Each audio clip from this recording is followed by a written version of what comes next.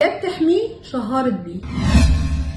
انتشر خلال الفترة اللي فاتت فيديوهات لطفل صغير بيحكي قصة حصلت له في المدرسة. بيتكلم في الفيديو على ان المدرسة بتاعته منعته من ان هو يروح الحمام، والولد ما قدرش يسيطر على نفسه، وبالتالي بقى محط سخرية لكل زمايله في الفصل. الام علشان تاخد حق ابنها تخيلت ان هي لما تطلعه في لايف مباشر على وسائل التواصل الاجتماعي يتكلم عن المشكلة، فهي كده بتنتقم من المدرسة ومن زمايله اللي بيأذوه وبيتنمروا عليه. ما تعرفش ان هي كده اذته اكتر من الموقف اللي هو كان فيه. قانون 151 بيجرم ان احنا نطلع ولادنا على وسائل التواصل الاجتماعي ونخليهم يتكلموا، لان هم مسؤولين مننا، وان بيانات الاطفال وصورهم والفيديوهات اللي بتنزل على الوسائل التواصل الاجتماعي دي بيانات شخصيه حساسه، واحنا كاولياء امور مسؤولين عنها. وبالتالي الفيديو اللي نزل ده ممكن الام تتعاقب بسببه، مش عشان تحميه تشهري بيه. احكوا لنا في التعليقات عن المواقف اللي شفتوها شبه الموقف ده وشايفينها بتمثل جريمه.